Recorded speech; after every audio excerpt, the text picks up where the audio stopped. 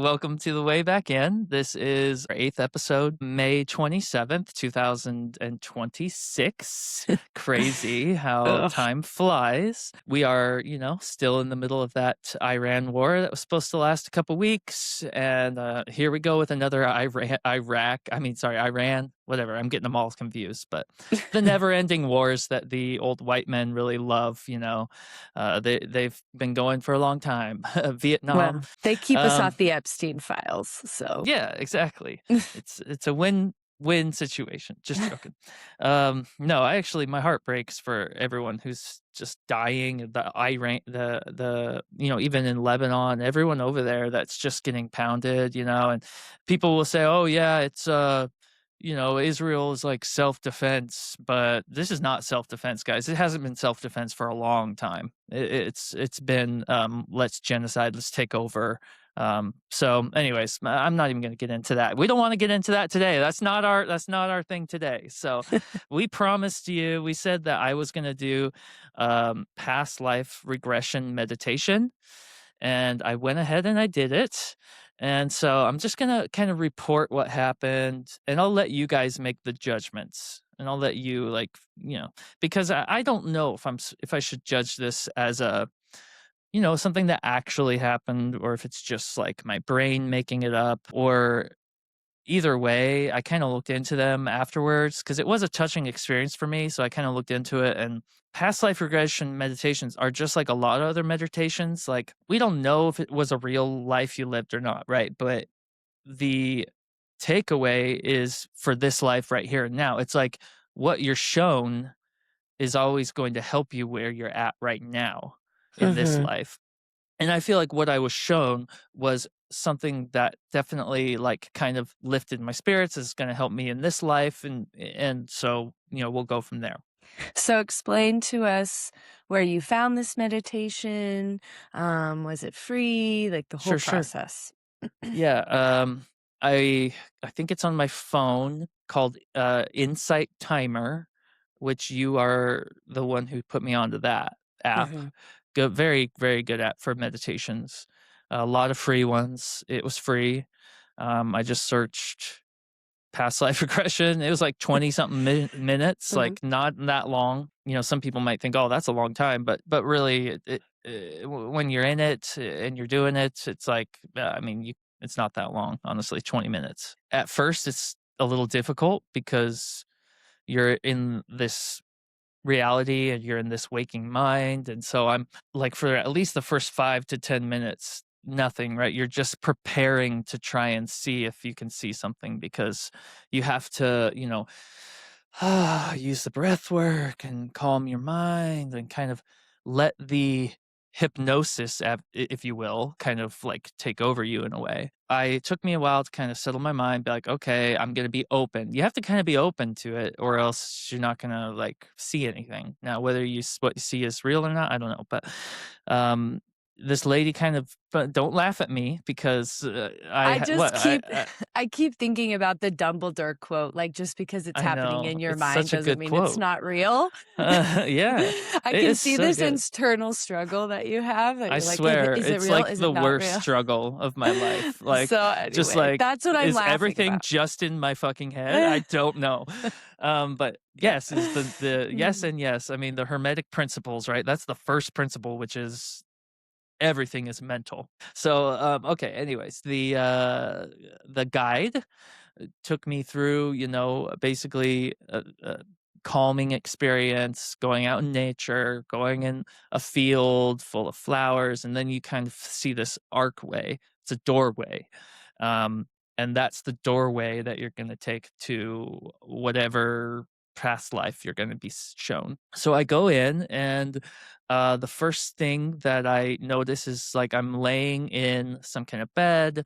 There's a woman next to me, and I'm in love with her. This is obviously someone who's like my wife or something. And she's Asian, which will be important coming up. But and then I kind of get up, I'm looking around the room, I'm noticing that this is like a very Japanese room. And so I kind of walk outside, I take a look around, and if you could just imagine, like, I don't know, Mulan, like a village is kinda Okay. like that, right? So I was like Mulan, that was Japanese, right? Or Chinese? It's No, that was Chinese. Chinese, you're right. So but it was Japanese that I was Mhm. at because I was, kind of like a farmer. I had a couple kids with my wife and but you could tell that, I was well off and that this whole kind of town was I was kind of a leader in the township essentially.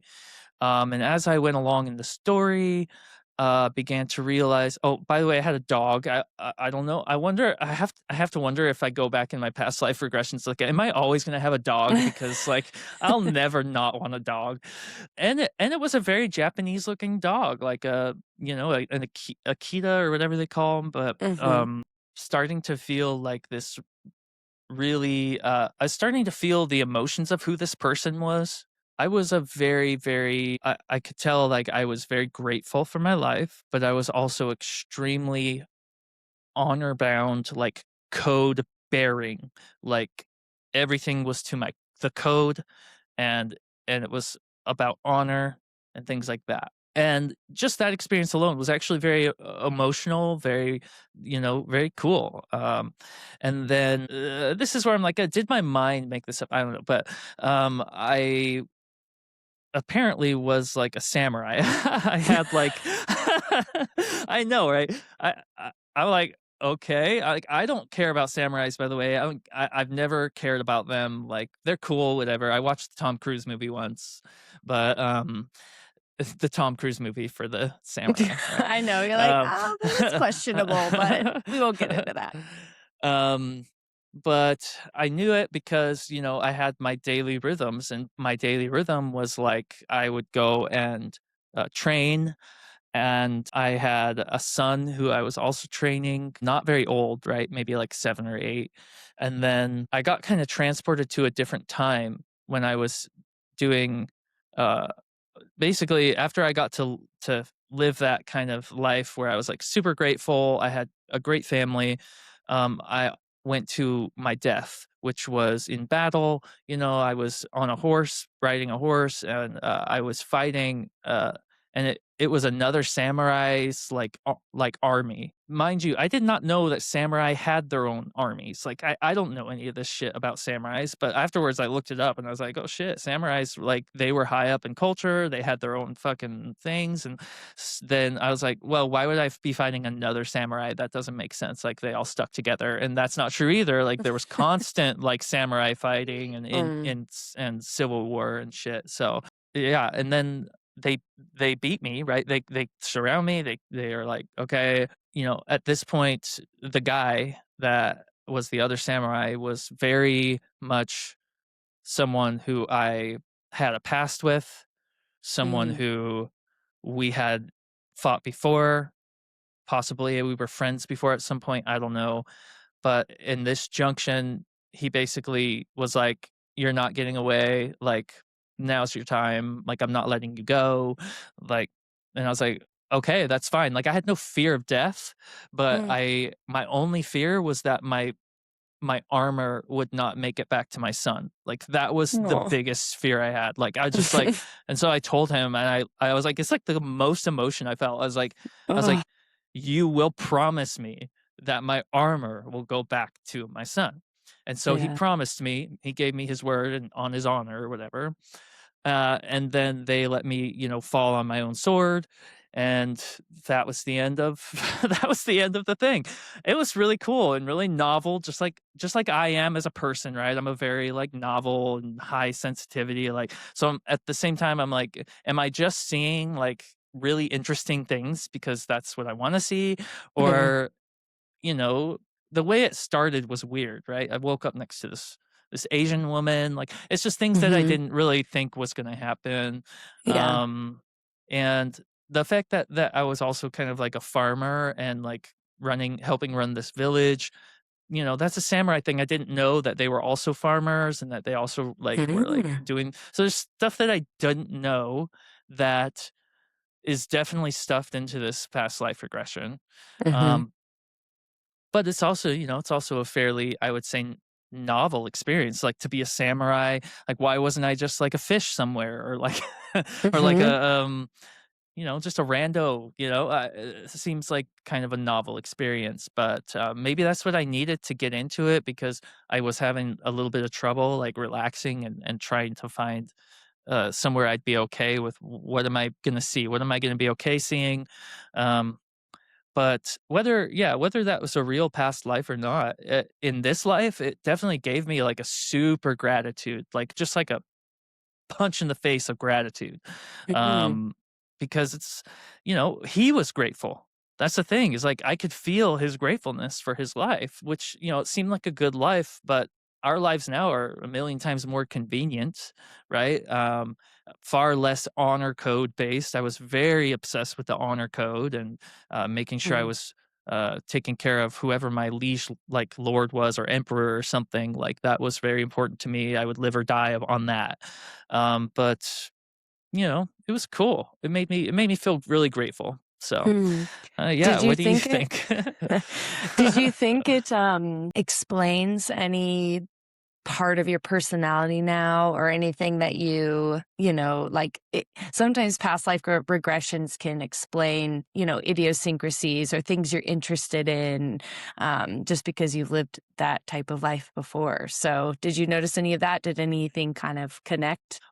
There were definitely some connections, like the whole, just this incredible feeling about having a family was like, you could tell that that's what the dude wanted, and that's what he loved, and very much so that's me, right? Like, I just love having a family, and having, kids to take care of. And uh, I love that, he was a grower, and I love growing things and building things. And the honor and the code is definitely something that, like, I've kind of rejected, but I definitely am deep inside of me very much like an honor code person.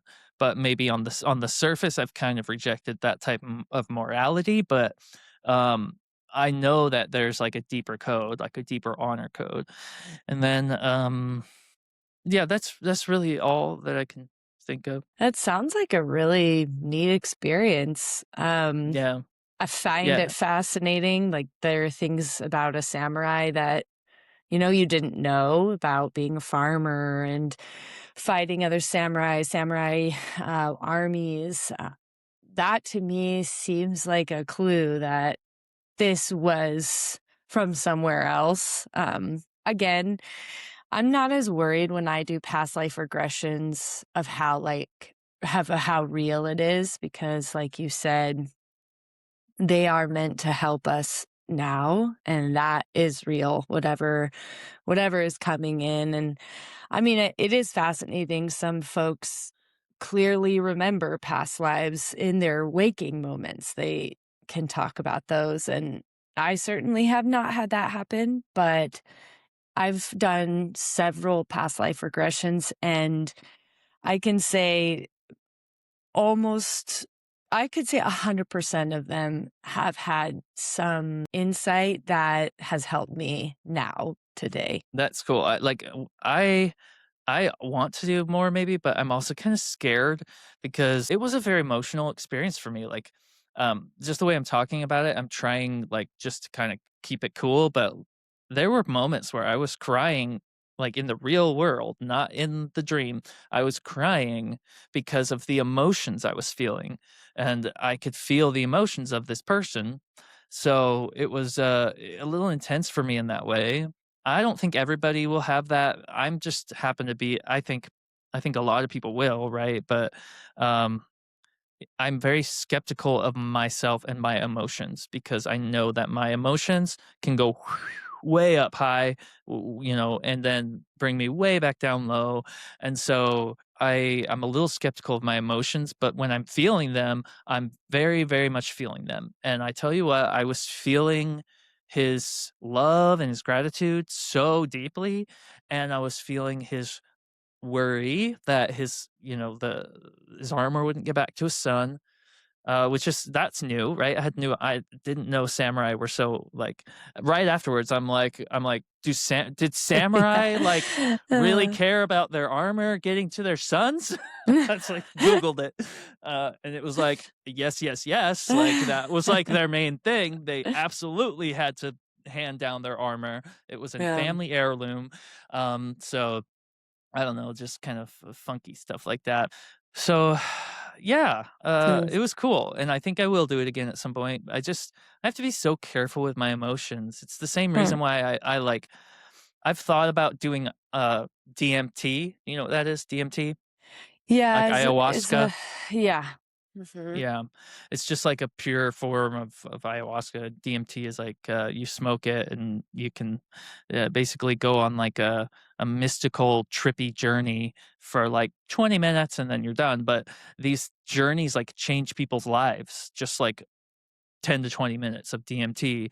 It's called like the God, particle or drug or something, Model but molecule. molecule, because I mean, it's the active ingredient in ayahuasca, and this has been used for thousands and thousands and thousands of years. Who knows how many thousands of years, right? Could go all the way back to 100,000, 200,000 years ago, that humans have been using this.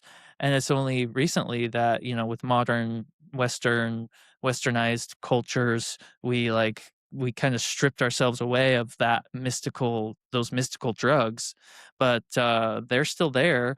Now, at some point I'm going to do it, but I need someone to be with me, and I need a Hmm. Oh, guide, yeah. and I need Please. y- yeah, because I don't know, man. I just don't trust I do trust myself, but what I don't trust is that emotional aspect of things that can get overwhelming, and I just always try to like deep breathe deep breaths and keep cool, keep cool like a cucumber, and um that's something that is like very similar to me, like to hypnosis or to like a past life regression. It just plays with your emotions, for me personally. But I I don't am think gonna it probably plays with your emotions, but it definitely taps into your emotions. I don't it think it has an plays with agenda. them. But yeah. um, I think that just to be 100% honest, I'm gonna try doing some psilocybin at some Mm. point soon. I was gonna ask you if you had ever done I mushrooms before. have, yes, Okay. I did when I was a teenager, so it wasn't. Oh, It was like a small, yeah, it was different like a party thing. experience. It was like, Yeah. "Let's party, man. Let's Yeah. have fun." What I'd like to do is go ahead and just do that as like a personal meditative experience, and Mhm. um but they're expensive, and I'm like trying to be like weighing the pros and cons of the costs, and I'm trying to also make sure I'm always there for my family, and if I'm going Yeah. to go on like an extended trip, then I need to plan that out. So I am going to plan it out. Maybe that's something else that I can report back on the I podcast know. after You I let do my us psilocybin trip. uh I'll Mm. let you guys know, but Uh, that might not be for a while. So yeah, the research on psilocybin and psychedelics in general, I mean, like you said, Western medicine is finally catching up and starting to embrace elements of both, of psychedelics, because they can be extremely helpful in the right setting to overcome PTSD, CPTSD, traumatic, instances from war and life, and in a way that I can't remember everything, but it's worth looking into the details.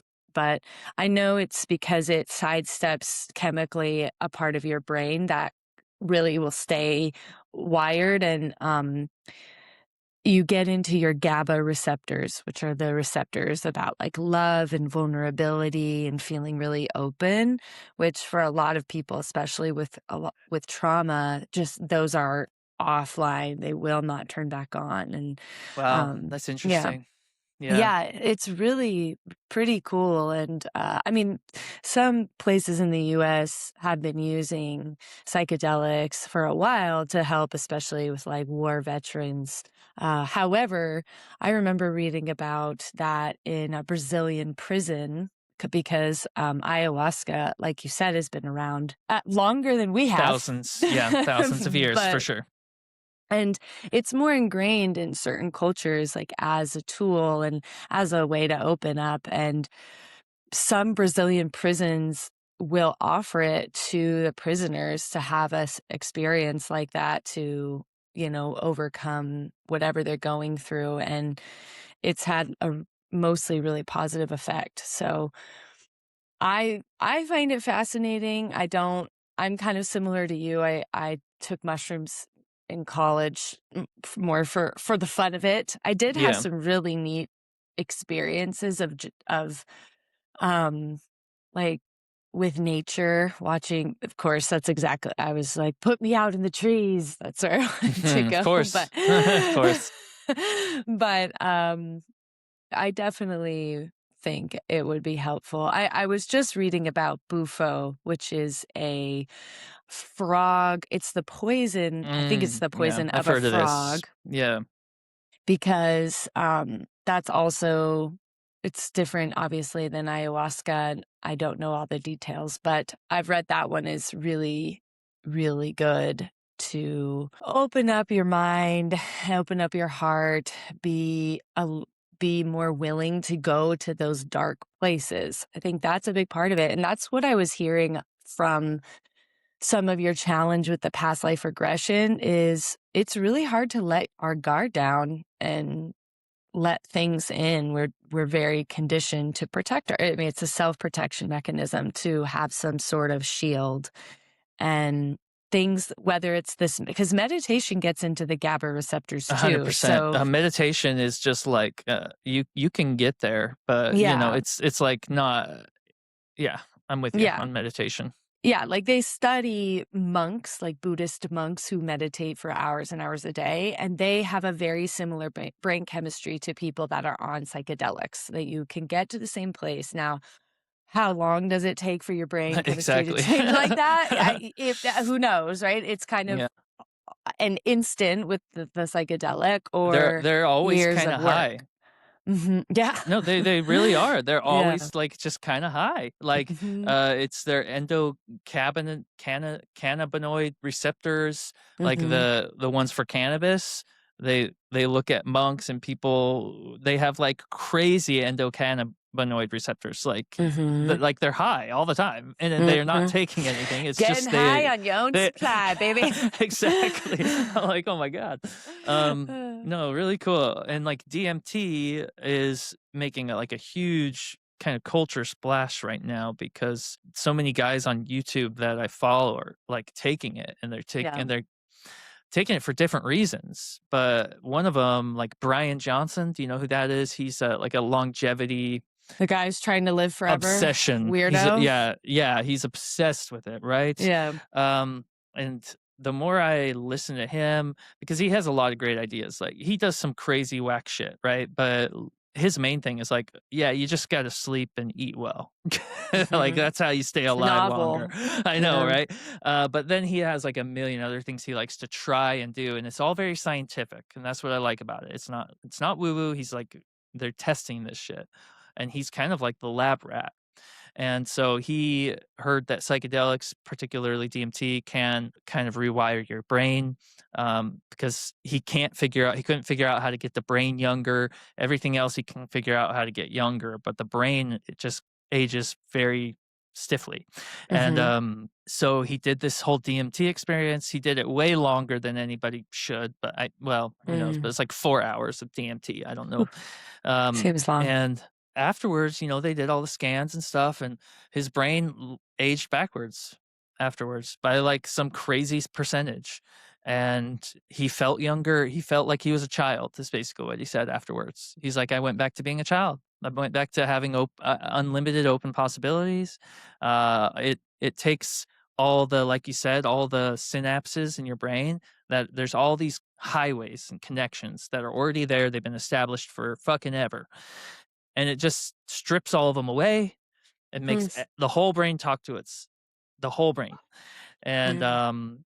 I guess that really helped him. And then another guy that I really like, his name is Chase Hughes, and he is just this incredibly smart human being, and he is uh, all about studying philosophy and the meaning of life. And but he, I think he worked for the CIA at one point. So you know how they Mm. did their whole program with astral projection. So he's like, he's also spiritual in that way, but it's, scientifically backed. And I know that's important to me.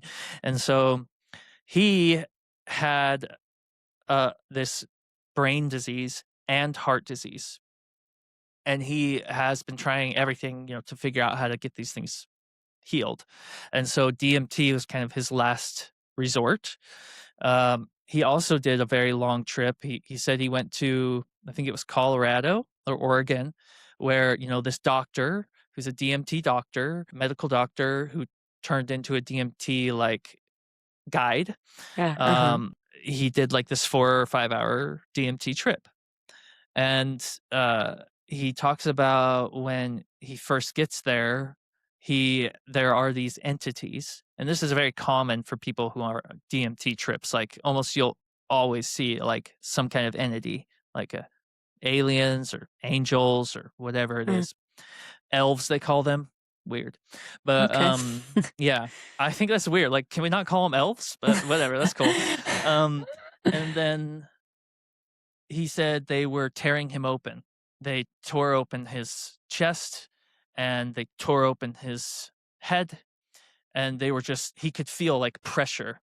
Mm. Um, and he didn't know why that was happening, right? Because he was in the middle of his DMT trip. He figured out later that they were working on his brain and his heart.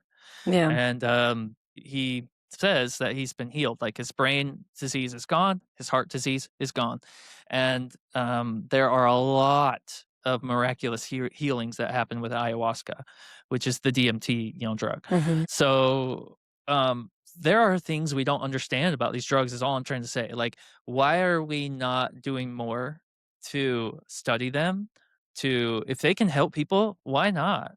But we've done this crazy thing where we like are just outlawed it all. And I don't know. I think it's worth looking into if it's The fucking healing prison people and like industrial making their system. brains go backwards.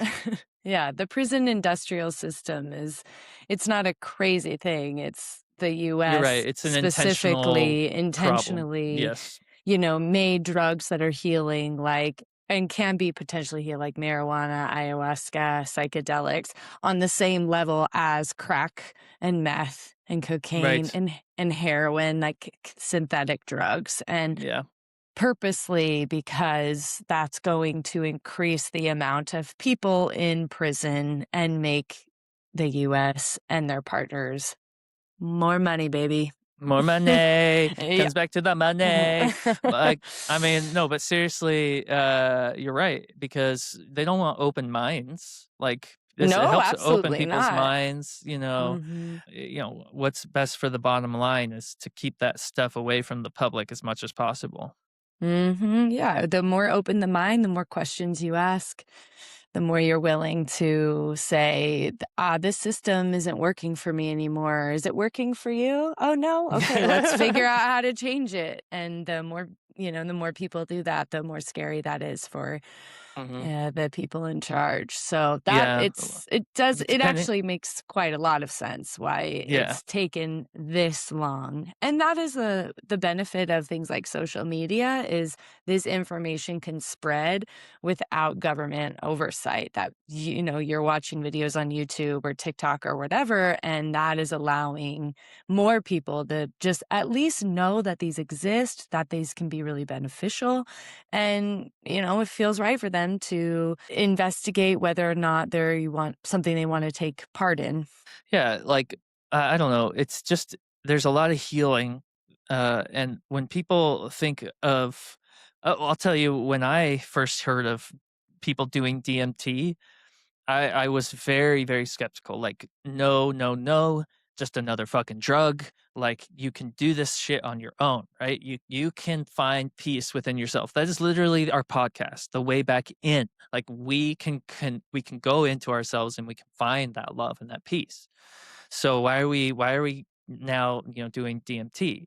So my buddy Paul, who is just like one of my best friends, and we talk every other week or so. Um, also was going through an extremely hard time in his life a few years ago, and he's talked openly about this, so I can say it. He's talked on podcasts and whatnot that he was an alcoholic, and he essentially lost his marriage because of that, and there's things with his kids and all that. So he ended up going to AA, which I think AA is just an incredible program. I know it has people who are kind of like not sure about it. If you can find a group of people who are recovering, that's what you need. I don't care if it's AA or something else, but AA, it does have some great support groups. So he goes there, he kicks his alcohol, but he didn't kick his underlying, like he still needed to figure himself out. Yeah. And so he started doing DMT. And then he told me about it, and uh, I warned him. I was like, "Dude, like, are you just getting into another drug? Like, Yeah. are you gonna be addicted Swapping to them this?" out. Yeah. And he said to me at the time, he said, "Dude, DMT is not the kind of drug that you get addicted to. It's the kind of drug that like the first time I took DMT," he said, I I was put on my ass. Like I literally was put on my ass, and he said it's just a very intense experience. It's a spiritual experience. It's not like alcohol where you're just like blah blah blah. Let me just like not think or anything. Right? It's gonna make you think. It's gonna make you Mm. think. And And so I worse was like, yet, it's gonna okay, make you feel. yeah, yeah, it's gonna make you feel. I hate that. Um, and then, I was like, okay, cool. And I actually have watched over the last few years that, like, it was probably 3 years ago he started talking about it. And this was before DMT to me had made like a big, it's starting to be a more public thing now. So he was on it quite a bit before a lot of these guys were. But he's doing so good. Like, he's just doing so much better than he's ever done. I'm just really proud of Paul, and if you're listening, Paul, love you, man. I hope to have you on this podcast at some point. But Mm. um he he's doing really well, and now he's guiding. Now he's guiding other Oh, people. Yeah. wow. So Yeah. that could be a interesting experience for you to Maybe, but go he there. lives in Montana, so Oh, it's quite a far way. I did well, actually it's look. close to Idaho. That's So true. come this I way. I did look into a Florida ayahuasca clinic, and I guess ever since DeSantis took office here, he shut all that down, which of course he Mm. did because he's a fucking dumbass. But if you go to Colorado or Oregon or other places like that are more liberal states, Mhm. you can find it and you can do it. Yeah, and I'm sure that you could also find it in Florida. It just is a little bit more, people are gonna hold it closer to their chest. It's not Right. spread Right. out. But I'm Yeah, admittedly, I yeah. have not done, like, I've not really gone down the PI hole where I'm gonna, like, be Yeah. a or private detective of myself trying to figure out who's Mhm. got it around here, but, Yeah. the ones that were online, the 2 of them, I emailed them and they said, "No, they can't do it Mm, anymore," so okay. but, I'm not in a rush to do anything like this. It just Mhm. fascinates me. It just Yeah. fascinates me. Yeah, I mean, these are things that we have been around forever that somehow we're just starting to know about as Americans, and we are both, very informed peoples. So Mhm. that is fascinating. Like, why has this stayed so secretive? Why has this not been information available? Why is the government so adamant about not letting people know Right? about this?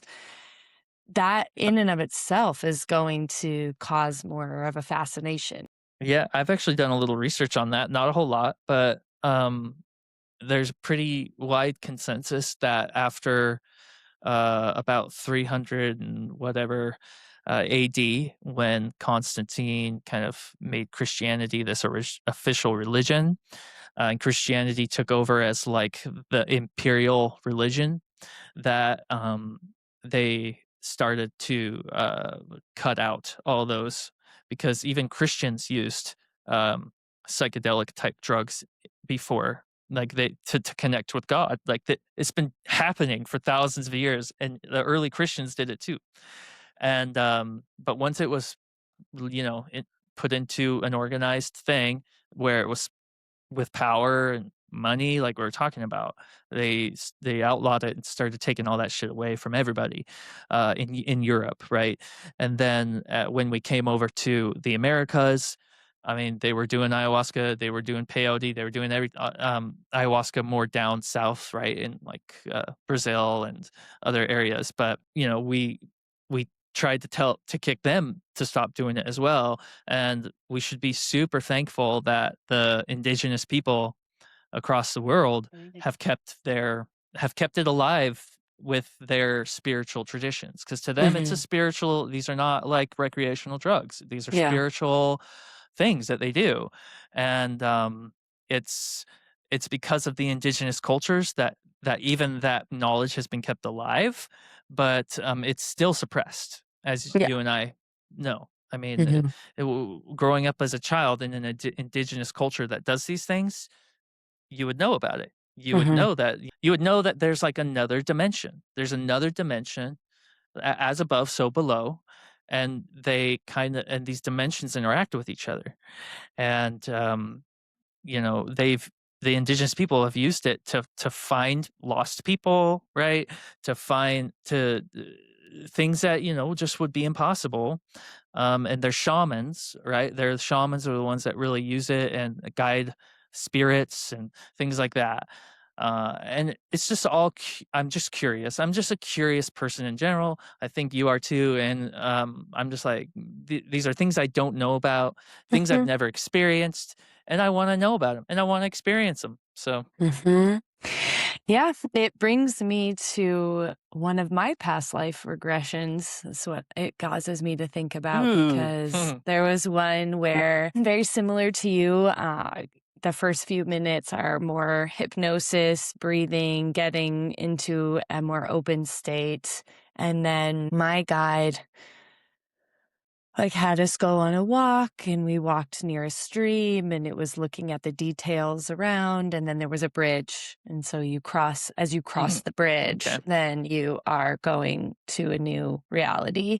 And so when I crossed the bridge, I was like in a very kind of the Amazonian jungle type environment, very lush, very dense. hmm, And quickly, I was picked up as this healer, a women's healer.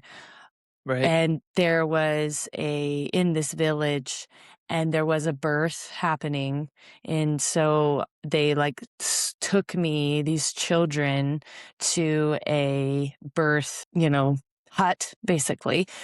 And I was helping this woman give birth, and it was being something was causing her to have delay. She wasn't progressing. And so immediately I knew, and I went out into the Amazon forest and picked this red flower, knowing that it was what was. And I should research this, because I did not afterwards go to Google and be like, what is this red flower in the Amazon that they yeah, have? So yeah. I should. But I picked this red flower and handed it off, because I was very much in charge. This was, I was kind of the matriarch healer. Handed it off. Somebody was grinding it into a paste. Then we went and gave some to the woman. And, it was this community. There were children playing, but it was women in this hut, and we helped her give birth. And I mean, she gave birth, and we were all there to support her. And it was just fascinating. I was like, this is cool, and Yeah, it yeah. it brought me to know why I still, am so fascinated with birth and the community of women. That's something I Mm, love in this yes, life, and I feel yeah. so strongly about. And just thinking about ancient wisdom and herbal wisdom, right? Because these are plants. This is Mhm, herbal wisdom. it is, yeah. These are plants. Just immediately knowing I can go out into my environment and find something that is going to from the earth. There's something Mhm, so special about that. And from the earth, that's going to help this woman give birth. It makes me think, about these psychedelics, these natural growing mm, plants. mhm. And I don't even know what ayahuasca is made of, or It DMT. It's just a plant. Yeah, I it's a don't even know plant. if it's, like, from the flowers or not, but it's just like a Okay. little bush. Okay, yeah, and, like a frog's poison on their back, right? Like, these are things that are naturally occurring in nature that for as long as humans have existed, nature we are a part of nature and nature is a part of us, and we use these in communion, right? There was no sort of like, "I am in charge of this. I am I'm up here and the plant's down here." There probably is now, of course, but it used to just be we're in communion with each other. Oh, yeah. Oh, I yeah. ask help Yep. and for Everything is offering from the conscious. plant. Yeah, Yeah. everything is conscious, and that's, I'm sure, what is so integral and important about having somebody with you, like a shaman or a Mm, leader or mm, a guide who understands this complex but also quite simple relationship of human to plant or human to nature mhm. that's there to Yeah. honor that experience. And this isn't like I'm just here to party and have fun, but like I am here to commune with myself, which in and of itself is nature, and I'm going to use nature to make that Yeah. happen. Yeah. Very Yeah. cool, very cool. Oh my gosh, so much there. Like, again, Chase Hughes, who just did that long DMT trip and he had, the opening up of his body. He talks about, when he had to when they started telling him, "Okay, we're gonna take you off of DMT now. We're gonna take you back from the trip." Uh, he was with the entities and they started telling him that you have to go back. And at that time, he said that he was grieving that he had to go back because when you live this life, he said, you have to have, even if it's just the smallest teeny little bit, you have to have an ego. You have to have even the smallest teeny little bit of ego or narcissism to live. Because if you don't, like, you don't eat, right? If you don't, then you starve to death because the only way to live is to eat plants, which are also a part of this oneness in this life. To preserve yourself, to make money, you have to in some way have even a teeny little ego. And he said he was grieving, like he didn't even want that little ego, right? Because the DMT strips away your sense of ego, your sense of self, all these things. You guys should look up Chase Hughes before and after his DMT trips. Before, he's much more like hada hada hada hada hada hada, right? And after he's much more like Mm. let's talk about the oneness of all things, right? Like he's like Yeah. very very much kind of changed in that way. But I'm not advocating for people to go out and take DMT. I think that I'll tell you personally, when I do it, I'm gonna have a guide. I've watched enough guys talk about how you can have a bad trip on DMT. You can feel like you're gonna be suicidal after. There's like some people who are. Mm. It's all part of the process and it's all a part of like, the journey you need to take, but you have to have a guide. You have to have a Mm. guide. So don't do it on your own. There's undisputable to me evidence showing the benefits of psychedelics. Undisputable at this point. Like it just takes away people's PTSD, like you were saying, like just people who struggle with PTSD for their whole life. 30 years they struggle with PTSD and they have one trip, one and it's gone forever. No more Yeah. PTSD, right? I'm not saying that's to everybody, but the guy who did the really famous mushroom grower guy, I can't remember his name. He has Mm. documentaries out there. You guys probably know Mhm. who he is. He, when he was in his 20s or something, he had this horrible, horrible speech impediment. Horrible. His whole life. He could barely Mm. talk. His whole life. Can you imagine that? Mm. 20 years old or 20 something. And he said one night he took too much psilocybin. He took a lot. And he went out and he climbed a tree and a thunderstorm came in. Ooh. And he just stood at the top of that tree, letting the thunderstorm overtake him while he's tripping on psilocybin. Wow. And right, I know, right? And he had an experience. He had a spiritual experience and something happened where he saw something in his mouth or something happened during that time with Mm. his mouth and his vocal cords. After that trip, after he came down from that tree, never one time ever had a speech impediment a problem again. Mm, And I'm just trying to say that these are scientific stories. You can literally prove them, and I think we need to be looking more into the psychedelics and how they help people. Like, mhm. what if one or two trips with a guide could literally solve a lot of your problems? I don't know. Yeah.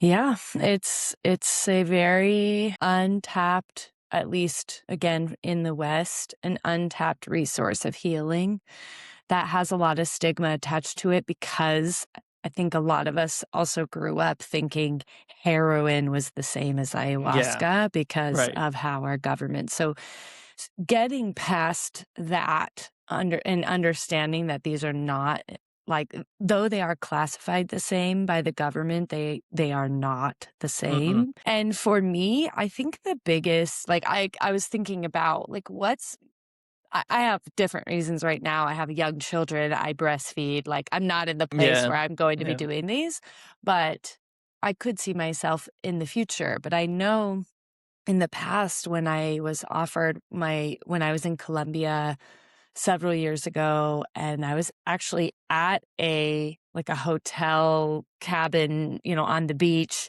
and there were people there doing, like a retreat, an ayahuasca and bufo retreat, and they offered to me and Simon, would you like to join us? Would you like to come do this? And both of us said no, and my reason was and I was younger, I was only 25 or 26, but I really was like, I don't want to know what's in here. Like, I'm not ready. I don't think I have the capacity to hold it, which was wise on my part because I mhm, really don't think right, I was. I think I mhm. would have had some trouble. However, I think that still is true for me today where I would struggle with taking my guard like, I wouldn't it would be hard for me to let the guard down Yeah, and allow whatever needs that same it's kind of the same as the past life regression. It's like whatever information needs to come through yeah, is gonna come through, and I do struggle with that level of releasing control and not being in mhm, control. So, I yeah. do think that would still be a barrier for me. I think I could overcome it, absolutely, but I know for me that would be hard. Yeah, it's 100% a barrier because, I don't know, I think that, sometimes we're worried about being healthy and whole more than we're worried about, than we're comfortable, for me personally. Like, uh, sometimes these fears that keep us back from doing healthy things, good things, like exercising, like eating right, like going, meditating, I think sometimes people don't do them because they're actually more afraid of what a truly healthy version of themselves would look like, and what kind of decisions would you have to make if you were a truly healthy version of yourself. And I think the same is true with psychedelics in a way, um, because we both know you have to break before you can be made whole. Like you have to accept the brokenness, and from what I hear, DMT at least doesn't really give you much of a choice. Like once you Yeah. take it, you're going to be broke. Like Yeah. so, it's a little bit of a scary thought to do that, but, Right. I th that's why having a guide is so important, just having somebody there who knows what they're doing and Mhm. can kinda just guide you through it. Well, I would Oh, be I very curious. Oh, go ahead. I just wanted to touch on something you had mentioned Mm, earlier. You talk about like a matriarch in your past life regression, and you mm, know how much I love orcas, right? I talk about them all the time because they're so fucking intelligent and way smarter than we are, at least I think. And they are spiritual, as far as what I can tell, and they have a part of their brain that is able to process emotions better than we can, mm, and so they are emotional beings, intelligent beings. They have their own languages. Like orca pod in the Antarctic would have a different language than the orca pod in the Arctic, right? So, just like humans in that way, yeah. the matriarch orcas are the Mhm, leaders. They are the unequivocal leaders of their pods. mhm, Like once they're old enough to where like they're just about done having children, they're maybe on the end towards the end of that, or they're done having children, they become the matriarch who shows the pod, "Here's where we go fishing. Here's what we do when we go fishing. Here's this spot. Nobody knows about this spot. Here's where we do this. Here's what" they're the leaders, right? And it just got me thinking about, like, how women have been stripped. I think that matriarch women in our society are really meant to be, like, the lead, like, you guys are meant to be the ones who step up and, like, lead this fucking pack. Yeah. Lead this wily pack of humans. We need strong female matriarchs who are gonna say, "Here's the right thing to do. Here's the spot. Here's what we do, blah, blah, blah," right? And it's just been so stripped from you, right? Mm. Um, just kinda feels like a lot of the women I know who are, like, menopause or past, they've kind of slumped down into almost Yeah. nothingness. They just kind of stop. Like, I don't know what happens to women at that age, but I know that whenever I see like a woman that's like almost seems like just like they're done trying with like helping, they're gonna do their own thing, right? They're gonna be like Mm. their husband's partner for the rest of their life, and there's no like leadership there. And I'm like, where's the leadership? And it's got to be some kind of failing on our culture's part and on the patriarchal part, because the patriarch doesn't want the matriarch to be the leader. Mm. So I think that we need to get back to finding ways to balance that out now. The other thing I was going to say, again, along the gender lines, male and female, I've heard that doing psychedelics is in general more impactful for men. I don't know why that would be. I know that, it's super impactful for both genders, right? There's a lot of women out there who are really into it. But it seems like the majority of people who are really being changed, like really having their lives changed over this, it seems to be men. And Mhm. I'm not sure why that is. I haven't really looked into it, and I'd be curious to know if you have any thoughts on that. I mean, immediately I thought because men don't like to be vulnerable and women are used to being more Yeah, vulnerable. no, I mean it's huge. That's a huge thing for sure. Yeah, Yeah. yeah, just the emotional capacity of women seems a lot more broad and a lot more depth than what men. I'm not saying, No, you're maybe right. it's People know this is true. Like, yeah, yeah. and I mean, that is a cultural and upbringing as well as, genetic, like, what we're wired towards. Women are more Mhm. wired towards Yeah. connection, more men are more wired towards results, and I think that that must come in like, that's just my first thought is it's Yeah. because men have a lot harder of a time allowing themselves to be vulnerable and open, and women, we do that most women do that every day, and Yeah. not to the extremes of when of taking a psychedelic, but it's more of a flexed muscle compared to in men, and just touching on the menopause, there was something I wanted to say, which is, again, it comes to a cultural understanding that women need to disappear as they get Mhm. older.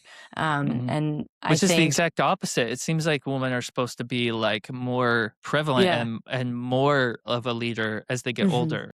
Yes, I agree. We have those our adolescent, and you have your child rearing years where are very focused on your smaller family, and then as their journey through menopause happens, you can expand your family to Yeah. include people in your community, people around the world, and the leadership can come from that.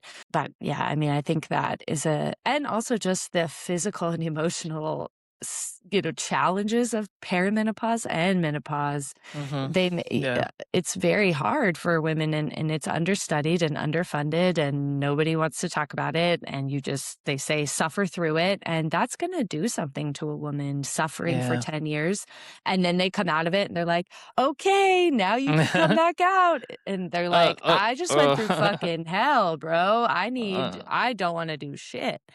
So, I think that's part of it too. But I am curious as we wrap up, I would love to know what our listeners are, if they've done psychedelics, what kind of experiences they've had, what type of meditations, if you've done a past life regression or something similar, do you feel like especially people that have done both, do you feel like you've kind of gotten to the same place, the same level of openness and understanding about yourself if you've done a meditation versus a psychedelic?